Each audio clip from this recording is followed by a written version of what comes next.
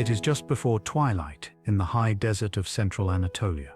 The air is cool and perfectly still, carrying with it the faint scent of dry earth and wild thyme. You are standing on a plateau, surrounded by a landscape that seems to belong to another world entirely. Rising from the valley floor are formations of stone that defy easy description. They are not mountains, not hills, but something stranger. Tall cones of rock, pale and weathered, rise like frozen waves. Some are smooth and rounded, others sharp and jagged. They cluster together in groups, casting long shadows across the dusty ground. The locals call them fairy chimneys, but they are older than any fairy tale, older than memory itself. The light at this hour is amber and soft, painting the stone in shades of gold, rust and cream. In the distance, the peaks of ancient volcanoes rise against the darkening sky.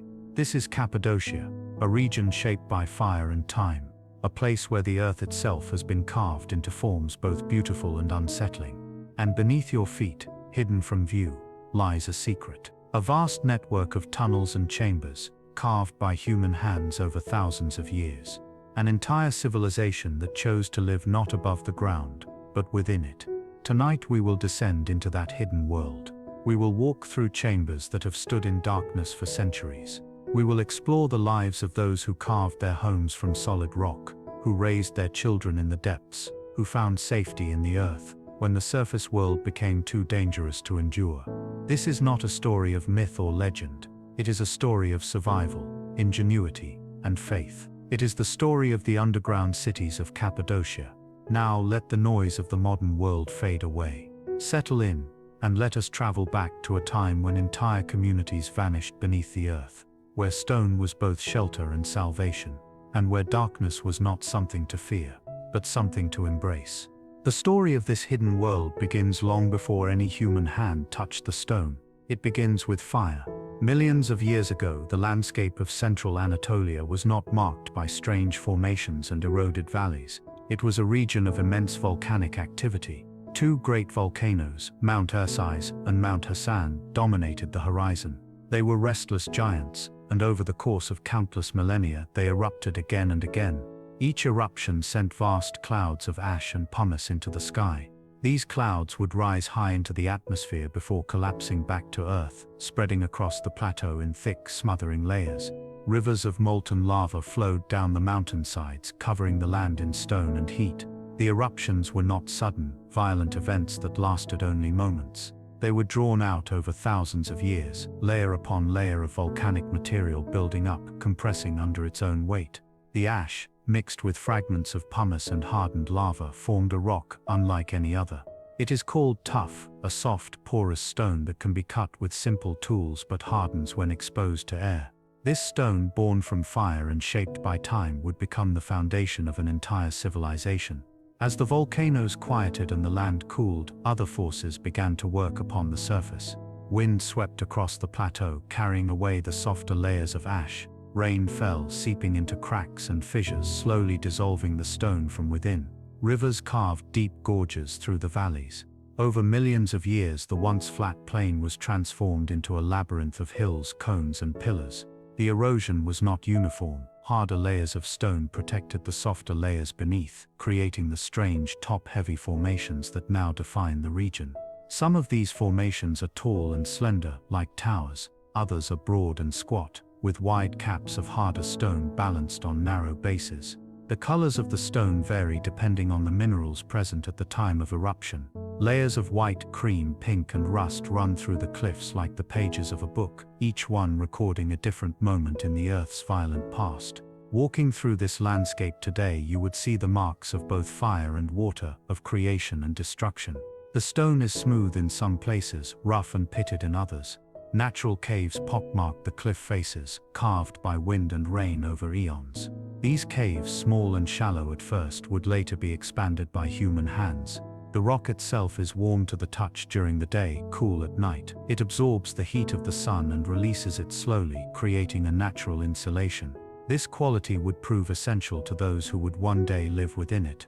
The first people to arrive in this strange land came thousands of years ago. They were nomads at first, moving across the Anatolian plateau in search of water and grazing land for their animals. They would have noticed the natural caves, the shelter they provided from the wind and the cold. But it was not until the rise of the Hittites, one of the great Bronze Age civilizations, that permanent settlement truly began.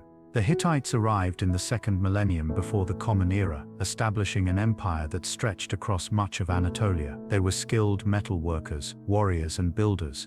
They constructed great cities with massive stone walls and elaborate palaces. But in this region, they encountered a different kind of opportunity. The soft volcanic stone could be carved with bronze tools. It was not as durable as granite or marble, but it was far easier to work. A skilled mason could carve out a room in a matter of weeks rather than years. The Hittites began to experiment. They expanded the natural caves, carving out storage chambers for grain and wine. They hollowed out spaces for animals, protecting them from predators and the harsh winters. They carved niches into the walls for oil lamps, small altars for offerings, and channels to direct water away from living spaces. The work was slow but deliberate. The stone, when freshly cut, was pale and soft, almost chalky. But exposure to air caused a chemical change. The surface would harden, becoming more resistant to erosion. This allowed the carved spaces to endure for centuries without collapsing. The first underground structures were modest, a single room perhaps, or a small cluster of chambers connected by narrow passages. But the idea had taken root. The land itself, so barren and inhospitable on the surface, could be transformed into something habitable, even comfortable, if one was willing to dig. The early settlers would have noticed other advantages as well. The temperature underground remained constant throughout the year, cool in summer and warmer than the surface in winter. The thick stone walls muffled sound, providing privacy and quiet. And most importantly, a dwelling carved into the earth was invisible from the surface. In a region frequently raided by rival kingdoms and nomadic tribes, this invisibility was a form of security more powerful than any wall. Life in these early underground chambers would have been simple. Families would descend into the earth at night or during times of danger and return to the surface during the day to tend their crops and animals.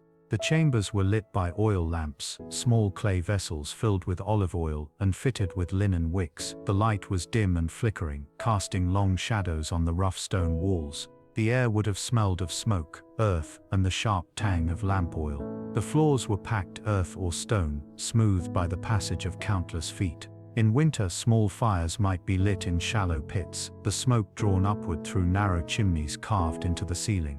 The Hittites did not build the great underground cities. That would come later, but they established the practice, the knowledge, the understanding that the earth could be more than just a foundation. It could be a home. Centuries passed. The Hittite Empire collapsed, swept away by invasions and internal strife. New peoples moved into the region. Phrygians, Persians, Greeks, Romans.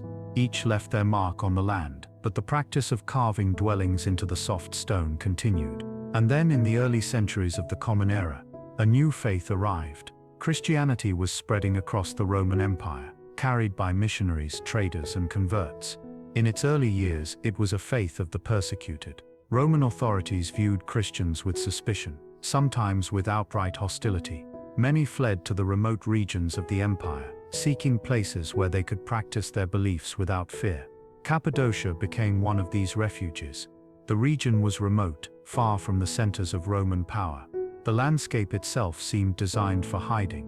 Monks and hermits began to arrive, seeking not just safety, but solitude. They were drawn to the idea of withdrawal from the world, of living a life dedicated entirely to prayer and contemplation. The natural caves of Cappadocia offered the perfect setting.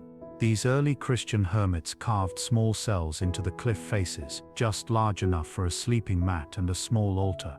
They lived alone, seeing no one for weeks or months at a time. Their days were spent in prayer, their nights in silent meditation. The stone around them became both prison and sanctuary, a barrier against the distractions of the world. But over time, communities began to form. Hermits who had lived in isolation started to gather, sharing meals, worship, and labor. They carved larger spaces, chapels where they could celebrate the liturgy together. They painted the walls with frescoes, images of Christ, the apostles, and the saints. These paintings were not mere decoration. They were theology made visible, a way of surrounding oneself with the sacred, even in the depths of the earth. The work of carving these spaces was a form of devotion in itself, A monk might spend years hollowing out a single chapel, chiseling columns from the living rock, smoothing the walls, carving an altar. The act of creation became a prayer, each strike of the chisel an offering.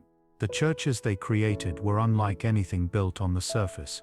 They had no need for timber beams or stone blocks. Everything was carved from a single piece of rock. Columns rose from the floor without joints or seams. Domes curved overhead, smooth and perfect as if the stone had always been shaped that way. The acoustics were remarkable. A voice raised in song or prayer would echo softly, filling the space with sound. In some of the larger chapels, the frescoes covered every surface. Biblical scenes unfolded across the walls and ceilings. The Annunciation, the Nativity, the Crucifixion, the Resurrection. The colors were rich and vivid, made from natural pigments mixed with egg yolk and water. Reds from ochre, blues from lapis lazuli, greens from malachite. In the dim light of oil lamps, the figures seemed almost alive, their eyes gazing down at the worshippers below. These painted churches became centers of monastic life. Communities of monks established monasteries, carving entire complexes of cells, refectories, and chapels. They grew their own food on the surface, retreating underground for worship and sleep. They copied manuscripts, preserving ancient texts that might otherwise have been lost. They sang hymns, chanted prayers, and lived according to strict rules of discipline and devotion. But the monasteries were not the only underground spaces being created. As the centuries passed and the region faced new threats, the idea of living beneath the earth took on a new and more urgent purpose. The surface world was becoming increasingly dangerous. Armies moved across the plateau, raiding and burning. The Byzantine Empire, which controlled the region, was locked in a series of brutal conflicts with the Arab caliphates to the south and east. The people of Cappadocia, caught in the middle, needed more than just caves for storage or chapels for worship. They needed entire cities, hidden beneath the earth, where they could disappear for weeks or months at a time. And so they began to dig. The creation of the great underground cities of Cappadocia is one of the most remarkable achievements in the history of human engineering. These were not simple caves or tunnels. They were vast, multi-level complexes, carved entirely by hand from solid rock, capable of housing thousands of people along with their animals, food, and water. The largest and most famous of these cities is Derinkuyu, which means deep well in Turkish. It extends at least 8 levels into the earth, reaching a depth of approximately 60 meters. Some archaeologists believe there may be additional levels that have not yet been excavated or have collapsed over the centuries. At its peak, Derinkuyu may have housed as many as 20,000 people. Another major city, Kaymaklı, is smaller but more intricately designed, with narrow passages and tightly interconnected chambers spread across multiple levels. There are at least 36 known underground cities in the region, and possibly many more that remain undiscovered, their entrances sealed or forgotten. The work of creating these cities would have taken generations. It would have required not just labor, but careful planning and engineering skill. The stone had to be removed in a way that did not weaken the structure. Chambers had to be carved at precise angles to prevent collapse. Ventilation shafts had to be drilled vertically through solid rock to depths of 50 meters or more. And all of this had to be done with the simplest of tools: iron chisels, hammers, picks, and wooden wedges. The work would have begun at the surface. A group of workers would select a site, often near an existing natural cave or fissure. They would begin by carving a vertical shaft, narrow at first, then widening as they descended. The stone that was removed would be hauled to the surface in baskets or bags, carried on the backs of workers climbing narrow ladders or stairs carved into the walls of the shaft itself. As the shaft deepened, side chambers would be carved out at intervals.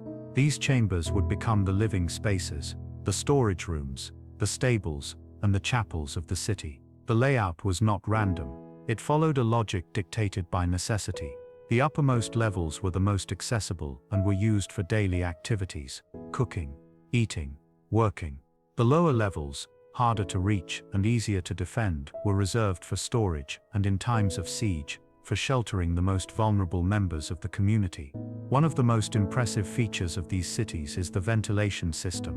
Without fresh air, life underground would have been impossible. The builders solved this problem by carving a series of vertical shafts that extended from the lowest levels all the way to the surface. These shafts were narrow, often no more than a meter in diameter, and they were carefully hidden at ground level to prevent enemies from discovering the city below or poisoning the air supply. The largest ventilation shaft at Derinkuyu extends 85 meters into the earth, penetrating all 8 known levels. It also served as a well, providing fresh water drawn from the underground aquifer. The air in these shafts would have moved naturally, driven by differences in temperature and pressure between the surface and the depths. Cool air would sink during the day, while warmer air would rise at night, creating a constant, gentle circulation. Even in the lowest levels, hundreds of feet below the surface, the air would have remained breathable. The cities were also designed to be defensible. At key points throughout the tunnels, massive circular stone doors were installed. These doors were carved from a single piece of stone, shaped like a millstone, and fitted into grooves in the floor and ceiling. They could be rolled into place to block a passage, sealing off entire sections of the city. Once in position, they were nearly impossible to move from the outside. An attacking force would have to break through solid stone, a task that would take days or weeks and expose them to ambush from defenders on the other side. Some of these doors weighed more than 500 kilograms and could only be moved by several people working together. Beyond the doors, the tunnels were deliberately narrow and low, forcing invaders to move in single file, bent over, making them easy targets. Murder holes were carved into the ceilings, allowing defenders above to drop stones or pour boiling liquid onto those below. The entire design was a masterpiece of defensive architecture, created by a people who understood that survival depended not on walls or weapons, but on the land itself. Imagine now that you are one of the people who lived in these cities. It is the 8th century, and the world above is dangerous. Arab raiding parties have been sweeping through the region for months, burning villages, taking captives, seizing livestock. Word has reached your village that another raid is imminent. The decision is made. You will go underground. You gather your family and whatever you can carry. Blankets, food, water skins, tools. Your neighbors are doing the same. There is no panic, only a quiet urgency. This is not the first time. You know where to go. The entrance to the city is hidden, disguised as a storage shed or a simple cave. You descend a narrow staircase carved into the stone, the walls pressing close on either side. The air grows cooler with each step. The light from the entrance fades, replaced by the dim glow of oil lamps carried by those ahead of you. You reach the first level. The ceiling here is low, and the passage is so narrow that 2 people can barely pass side by side. The stone is smooth under your hands, worn by the touch of countless others who have descended this same path. You move deeper. The second level opens into a larger chamber, a communal space where families are already gathering. The ceiling is higher here, supported by thick columns of stone, left in place by the original carvers. Niches in the walls hold oil lamps, their flames flickering in the moving air. The smell is of earth and smoke, and the faint sour scent of human bodies in close quarters. Children huddle close to their parents, wide-eyed and silent.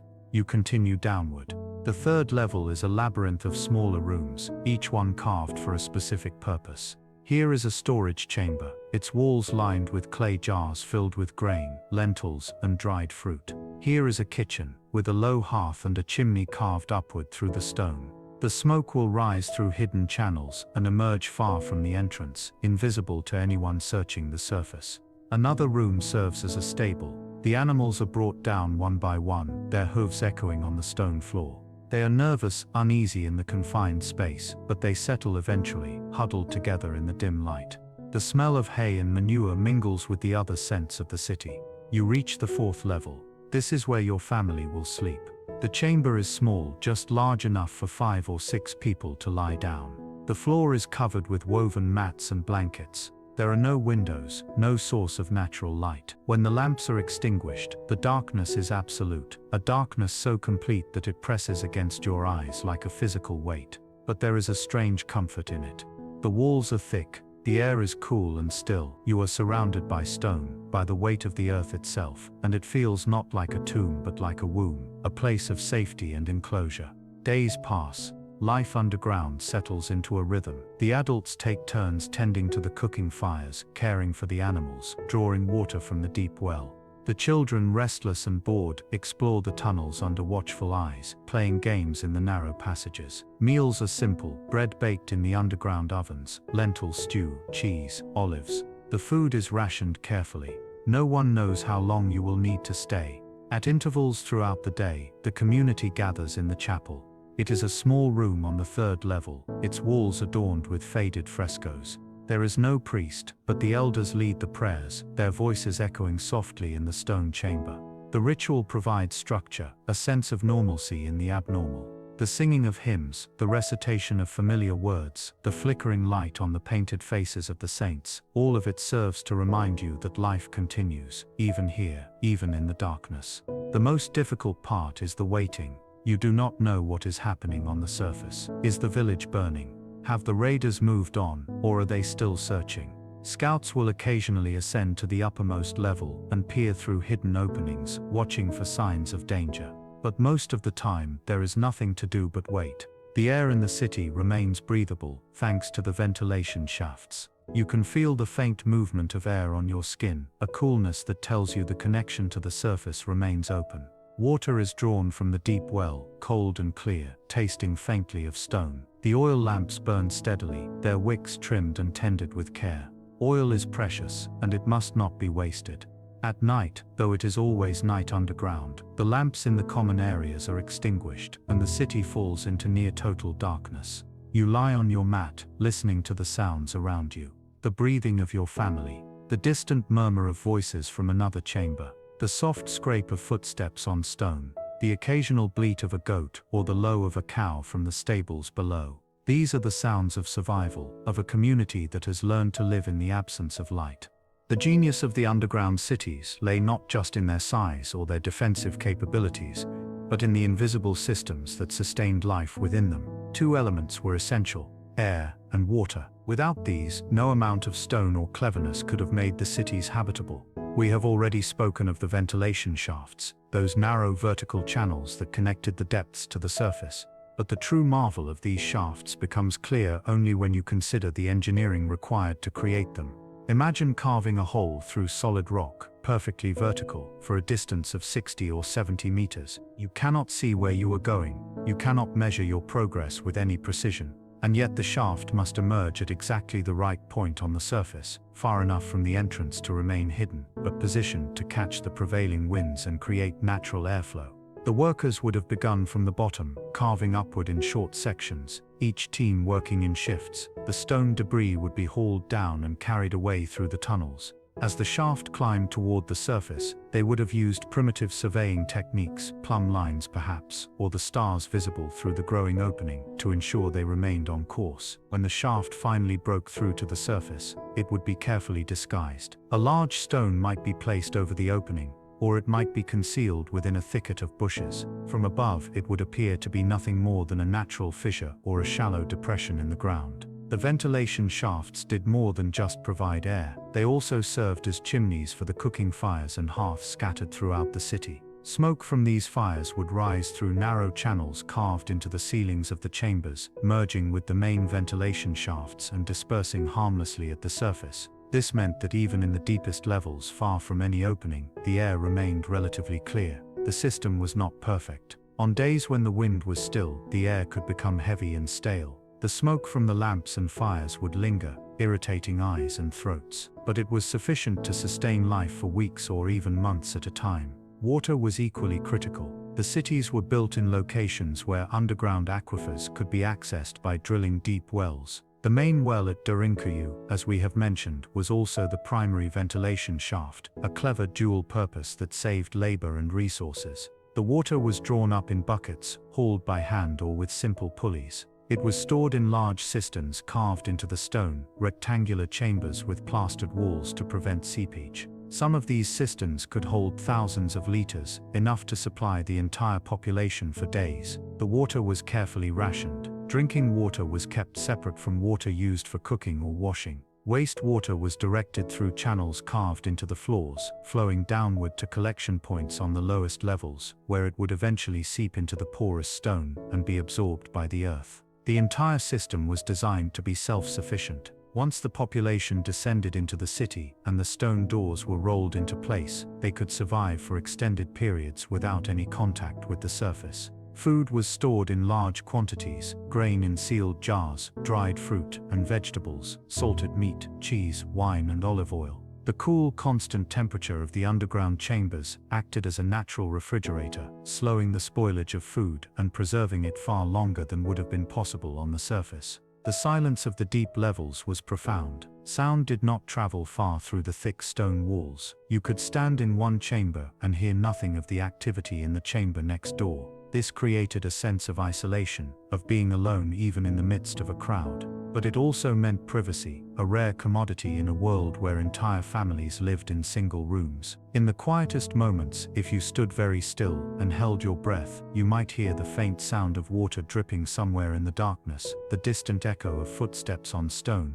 or the almost imperceptible movement of air through the ventilation shafts. These sounds were not frightening. They were reassuring, proof that the city was alive, that the systems were functioning, that the connection to the world above remained intact. The surface world did not disappear while the people sheltered below.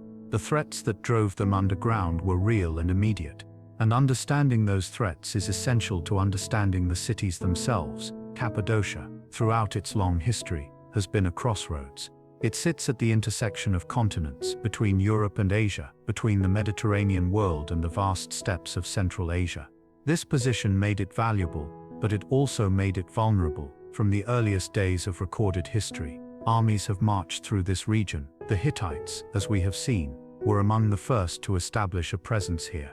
They were followed by the Phrygians, a people remembered now mostly through myth, and then by the Persians, whose empire stretched from the Aegean to the borders of India. Alexander the Great swept through Anatolia in the 4th century before the Common Era, followed by his successors, and then by the Romans. Each of these conquests brought violence. Villages were burned, populations enslaved, land seized. But it was during the Byzantine period, from roughly the 4th to the 11th century of the Common Era, that the people of Cappadocia faced their most persistent and dangerous enemies. The Byzantine Empire, the eastern continuation of the Roman Empire, controlled Anatolia for centuries, but its borders were constantly under attack. To the east were the Sassanid Persians, a powerful and aggressive rival. To the south were the Arab Caliphates, which rose to power in the 7th century and launched a series of devastating invasions into Byzantine territory. These were not simple raids. They were well-organized military campaigns, designed to seize territory, extract tribute, and spread the Islamic faith.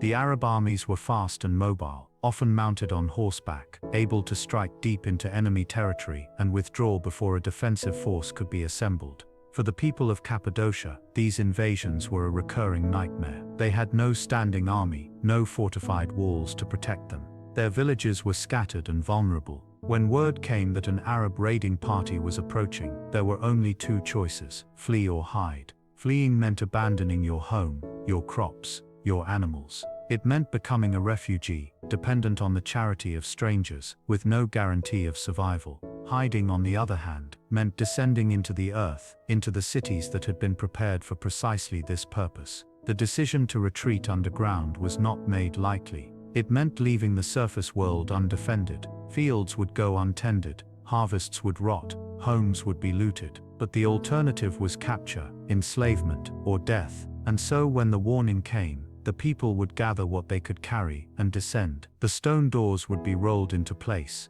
the entrances concealed, and the city would fall silent. Above, on the surface, the raiders would arrive. They would find empty villages, abandoned homes. They might search for hidden valuables, food stores, anything of value. But the people themselves would have vanished. Some raiders, aware of the underground cities, would search for the entrances. They might discover a hidden shaft, a suspicious depression in the ground. But even if they found a way in, penetrating the city would be nearly impossible. The narrow tunnels, the rolling stone doors, the murder holes and ambush points, all of these made any assault suicidal. And so, more often than not, the raiders would move on, frustrated, taking what little they could find on the surface, and leaving the hidden population untouched. This cycle repeated itself for centuries. Invasion, retreat, waiting, emergence. The people of Cappadocia became experts in the art of disappearing. They developed signals and warning systems, networks of scouts who would watch the roads and send word of approaching danger. They stockpiled food and supplies, always ready for the next crisis, and they continued to expand and improve their underground cities, carving new chambers, deepening existing tunnels, creating spaces for ever larger populations. The threat was not always external. Internal conflicts within the Byzantine Empire also drove people underground. Religious disputes, particularly during the period of iconoclasm in the 8th and 9th centuries, led to persecution of monks and communities who refused to abandon the veneration of religious images. Many of these communities fled to Cappadocia, where they could practice their faith in secret, far from the eyes of imperial authorities. The underground cities became not just refuges from physical violence, but sanctuaries for religious freedom. The darkness below was not just a hiding place. It was a realm where the authority of emperors and caliphs did not reach, where the only law was the law of survival and the only authority was the stone itself. Within the depths of the earth, faith did not merely survive, it flourished. The underground cities were not simply functional spaces designed for survival. They were also in many ways sacred spaces, places where the spiritual life of the community was concentrated and intensified. Nearly every major underground city in Cappadocia contains at least one chapel, and some contain many more. These chapels vary in size and elaboration, but all share certain features. They are carved entirely from the living rock, with no joints or seams. The walls, floors, and ceilings are all part of a single continuous piece of stone. This gives them a sense of organic unity, as if they had grown rather than been built. The largest and most beautiful of these underground chapels can be found at Derinkuyu. It is located on the 3rd or 4th level, depending on how you count, and it is surprisingly spacious. The ceiling rises in a gentle dome, carved to resemble the vaults of a traditional church. Columns stand at the corners, supporting nothing. They are purely decorative, reminders of the architecture of the surface world. At the eastern end of the chapel is the apse, a semicircular recess where the altar would have stood. The walls here are covered with faint traces of frescoes, images that have faded over the centuries but are still dimly visible in the right light. There is a figure that might be Christ, arms outstretched in blessing. There are others, saints perhaps, their faces worn smooth by time and touch. The pigments have darkened and flaked, but you can still see the outlines, the suggestion of robes, halos, hands raised in prayer. Imagine attending a service in this chapel. It is night, or what passes for night underground. Time has become fluid, measured not by the sun but by the rhythms of prayer and sleep.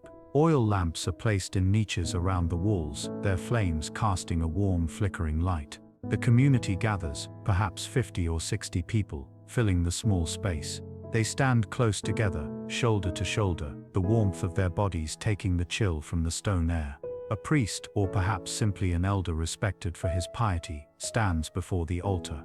He begins to chant. The words are in Greek, the language of the Byzantine liturgy, and they echo softly off the stone walls. The acoustics are surprisingly good. The curved dome catches the sound and amplifies it, filling the space with a resonance that feels almost supernatural. The congregation responds, their voices joining in the familiar refrains.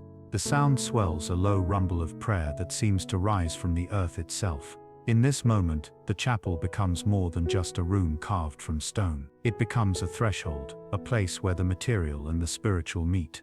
The darkness pressing in from all sides is no longer oppressive. It is holy, a reminder that God is present even in the depths, even in the absence of light. The frescoes on the walls, dim and faded though they are, serve as windows into the divine. They are not meant to be realistic representations but icons, images that mediate between the worshipper and the sacred. To gaze upon the face of Christ painted on the stone is to encounter Christ himself, to be drawn into a relationship that transcends the boundaries of time and space. When the service ends, the lamps are extinguished one by one. The congregation disperses, moving back through the tunnels to their sleeping chambers. But the chapel remains, silent and dark, waiting for the next gathering. It is a space that has been consecrated by use, by the countless prayers that have been offered within its walls, by the faith of those who carved it, and those who have worshipped within it. Faith, in the underground cities of Cappadocia, was not an abstraction. It was a lived reality, woven into the fabric of daily life. It was the reason for survival, the hope that sustained people through weeks or months of darkness and confinement. And it was literally carved into the stone, inscribed in frescoes and altars and chapels, a permanent record of belief that endures even after the believers themselves have vanished. But nothing lasts forever. By the 10th and 11th centuries, the world above was beginning to change. The Arab invasions, though they had not ceased entirely, became less frequent and less devastating. The Byzantine Empire, under the leadership of strong emperors, stabilized its borders and pushed back against its enemies. New fortresses were built, new roads constructed, new systems of defense established. The surface world, once so dangerous, was becoming safer, and as it did, the need for the underground cities began to fade. The transition was not sudden. It happened gradually, over generations. Families that had lived part of their lives underground began to spend more time on the surface. They rebuilt their homes, replanted their fields, reclaimed the life they had been forced to abandon. The cities were not entirely forgotten. They continued to be used, but in different ways. Storage chambers that had once held emergency supplies of grain became wine cellars, cool and dry, perfect for aging barrels. Stables that had sheltered animals during sieges were repurposed for everyday use. Some families continued to live in the upper levels, finding the constant temperature and protection from the elements more comfortable than surface dwellings. But the deeper levels, the ones that had required the most effort to reach and the most courage to inhabit, fell silent. The oil lamps were no longer lit, the chapels were no longer used for worship. The stone doors, massive and immovable, were left open or in some cases rolled shut one final time and abandoned. Dust began to settle on the floors. The air, no longer stirred by the movement of people, grew still. The cities were not deliberately sealed or destroyed. They were simply left behind, like a coat that no longer fits, like a shelter that is no longer needed. Over the centuries, the entrances became overgrown. Landslides and erosion concealed the openings. Some were deliberately filled in by later inhabitants who wanted to use the stone for building material or who feared that the tunnels might collapse. The memory of the cities began to fade. Stories were told, of course. Grandparents would speak to grandchildren of the times when their ancestors had lived beneath the earth, of the great chambers and the long tunnels. But these stories became vague, exaggerated, mixed with legend and myth. The cities became like fairy tales, something that might have been true once long ago, but which no one could quite believe. By the 20th century, the underground cities of Cappadocia had been almost entirely forgotten. The region was sparsely populated, a backwater of the new Turkish Republic. The farmers who tended the fields above the cities had no idea what lay beneath their feet. Occasionally, someone would discover an old tunnel while digging a well or a foundation. They might explore a short distance, finding a chamber or two, but without understanding the scale of what they had found, they would fill it in and move on. The cities slept.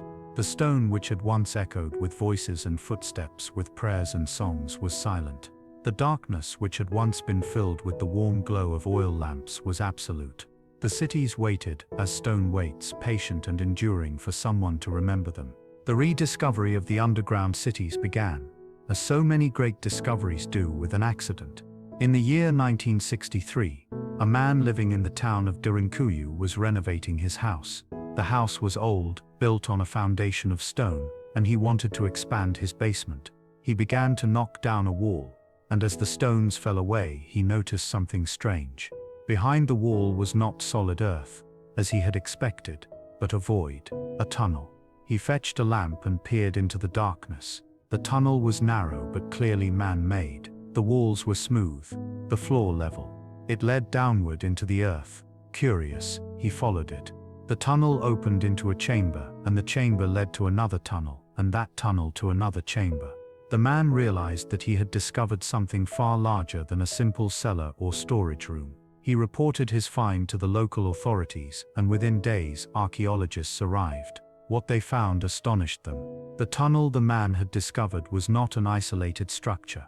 It was part of a vast underground complex, extending multiple levels into the earth, with hundreds of chambers, passages, and shafts. It was one of the largest underground cities ever discovered. The excavation and exploration of Derinkuyu took years. Archaeologists had to proceed carefully. clearing away centuries of accumulated dirt and debris, shoring up walls and ceilings that had become unstable, mapping the labyrinthine network of tunnels. As they worked, the scale of the city became clear. 8 levels, extending at least 60 meters into the earth, chambers large enough to hold hundreds of people, ventilation shafts plunging into the depths, rolling stone doors still in place, perfectly balanced, capable of being moved with a single hand. The discovery of Derinkuyu led to a renewed interest in the region. Other underground cities were identified and excavated. Kaymaklı, Özkonak, Marziko. Each one revealed new details, new techniques, new insights into the lives of those who had built and inhabited them. Scholars began to piece together the history. They studied the tool marks on the walls, the design of the ventilation systems, the layout of the chambers. They compared the cities to historical records, to accounts of invasions and sieges, to the religious art found in the chapels. A picture emerged of a civilization that had learned to live in 2 worlds simultaneously, moving between surface and depths as circumstances required. The rediscovery of the cities also posed new questions. How many people had lived in them? How long had they been inhabited? Why had they been abandoned? And perhaps most intriguingly, how many more cities remain undiscovered, their entrances still hidden, their chambers still dark and silent? Today, several of the underground cities are open to tourists. You can descend the same stairs and tunnels that were used 1,000 years ago. You can stand in the chapels and stables and kitchens. You can touch the stone walls, smooth and cool under your hand. You can peer down the ventilation shafts, feeling the faint movement of air from the depths. But even as you walk through these spaces, lit now by electric lights and filled with the chatter of visitors, you can sense the weight of history pressing down. These are not ruins in the traditional sense. They are not broken or decayed. They are simply empty, waiting, as they have always waited, in the patient silence of stone. And so we return to the surface. The sun is setting now over the volcanic plateau. The fairy chimneys cast long shadows across the valley floor. The air is cooling, carrying with it the scent of time and dust. Somewhere below your feet, hidden from view, are the cities we have explored tonight. They are dark now, silent, but they are not empty. They are filled with memory, with the traces of all those who lived and worked and prayed within them. The underground cities of Cappadocia are a testament to human resilience. They were born from necessity, carved from stone by people who refused to be conquered, who chose to descend into darkness rather than submit to violence. They represent a form of survival that is almost unimaginable to us today, living as we do in a world of light and space and mobility. To live underground for weeks or months at a time, surrounded by stone, breathing recycled air, eating rationed food, it requires a kind of endurance, a kind of faith, that most of us will never be called upon to possess. But the cities are also a testament to human ingenuity. The engineering required to create them, to carve ventilation shafts through solid rock, to design defensible passages and functional living spaces, to sustain thousands of people in the absence of sunlight. All of this speaks to a level of intelligence and creativity that rivals any achievement of the ancient world. These were not primitive people cowering in caves. They were skilled engineers, architects, farmers, and artisans, who understood the properties of stone and air and water, who could plan for the future, who could work together across generations to create something that would endure. And they are a testament, finally, to human faith. The chapels carved into the depths, the frescoes painted on the stone walls, the prayers offered in the darkness, all of these speak to a belief that the sacred is not confined to the surface, that God is present even in the places where light does not reach.